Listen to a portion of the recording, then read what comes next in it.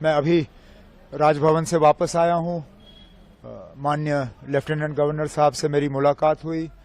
मुलाकात के दौरान मैंने उन्हें नेशनल कॉन्फ्रेंस, कांग्रेस, सीपीएम, आम आदमी पार्टी और जिन इंडिपेंडेंट्स के तरफ से नेशनल कॉन्फ्रेंस को समर्थन की चिट्ठी मिली है, उन्हें उन चिट्ठियों को मैंने लेफ्टिनेंट गवर्नर साहब के हवाले किए और उनसे गुजारिश की कि जल्द से जल्द वो तारीख मुकर्रर करें ताकि यहाँ ओथ लिया जाए और लोगों की चुनी हुई हुकूमत जो है अपना काम संभाले। किस तारीख को सर ओथ सेरेमनी?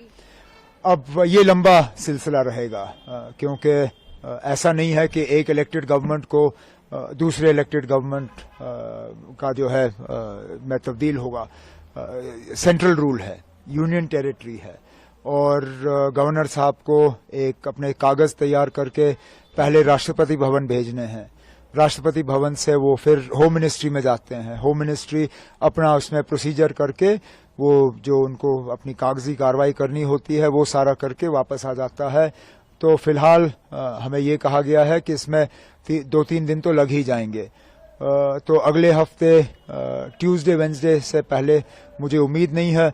उम्मीद की जा रही है कि अगर ये सारा जल्दी हो जाता है तो वेंसडे को हम ओथ सेरेमनी यहाँ कर लेंगे। ऐसा कयास लगाया जा रहा था कि इंडिया अलायंस के तमाम बड़े नेता इस ओथ सेरेमनी में मौजूद रह सकते हैं, तो किन अब आप अभी वो आप फारूक साहब से बात करिए। इंडिया ब्लॉक के लीडर वो हैं और इन्विटेशंस अगर जाएंगे तो उनके तरफ से जाएंगे।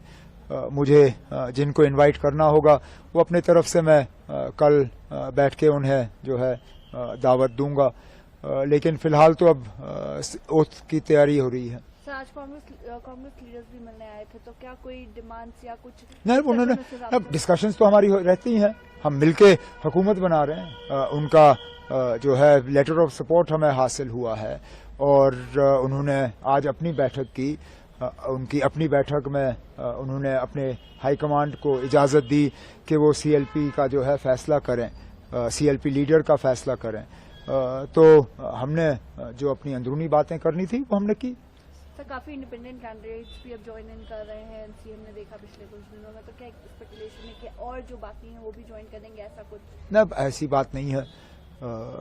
ये आमतौर पे वही लोग हमारे साथ जुड़ रहे हैं जो पहले भी हमारे साथ जुड़े हुए थे। एक आध को छोड़ के ये सारे वही हैं जिनको शायद अलायंस की वजह से अपनी सीट नहीं मिल पाई और वो आज़ाद उम्मीदवार के तौर पे इलेक्शन लड़के गए और जीत गए।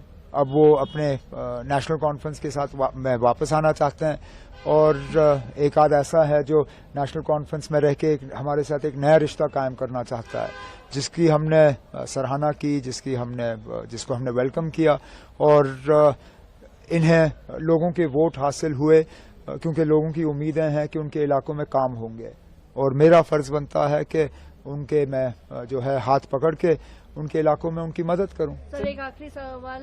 इल्तिजा मुफ्ती जी क्लेम कर रही हैं कि बिज बिहारा में एनसी के वर्कर्स जो है वैंडलिज्म कर रहे हैं, they are attacking their workers. How do मुझे कुछ नहीं कहना इसमें।